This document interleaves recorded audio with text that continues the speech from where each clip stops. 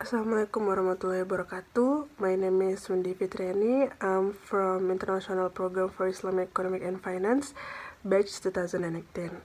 So in this occasion, I would like to present about the nature of operational risk.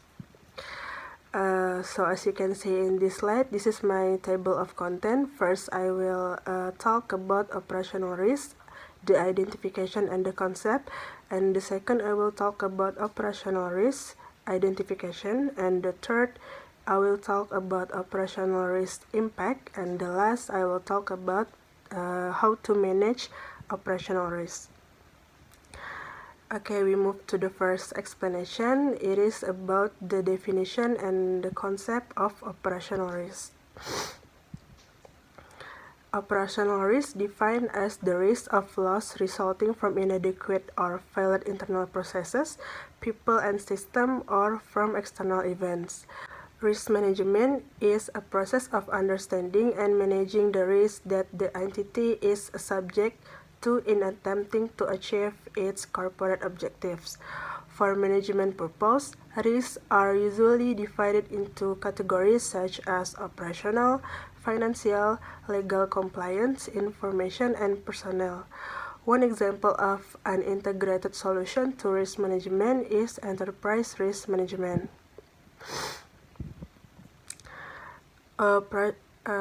Operational risks range from the very small, for example, the risk of loss due to minor human mistakes, and to the very large, such as the risk of bankruptcy due to serious fraud.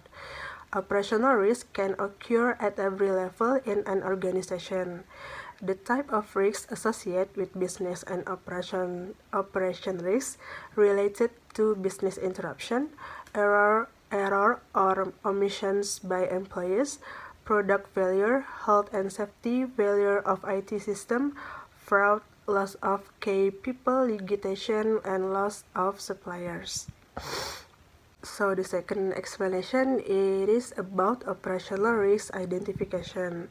Operational risks are largely based on procedures and processes. So this lends itself to the use of audit for risk identification purpose. Risk-based audit can be used as a tool to identify risks, as well as a method of reporting to the board of the effectiveness of the organization risk management framework. Risk-based audit can use the following method to assess the risks. The first is intuitive or judgmental assessment. The second is risk assessment matrix, and the last is risk ranking.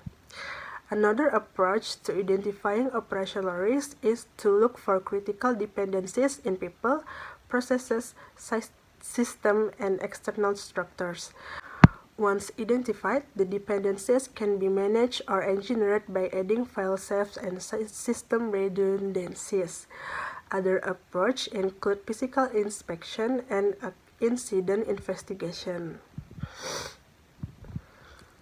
The next explanation is about operational risk impact.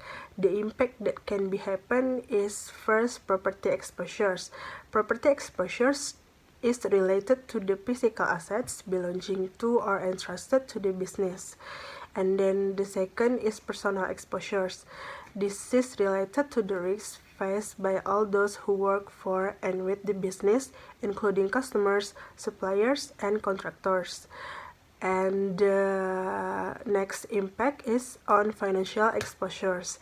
This is related to all aspects of the company's ability to trade, whether profitability or not, and cover internal and external exposures of all types. The next explanation, it is about the management of operational risks. When looking at operational risk management, it is important to align it with the organization risk appetite. The risk appetite will be influenced by the size of type of organization, its capacity for risk, and its ability to exploit opportunities and withstand setbacks.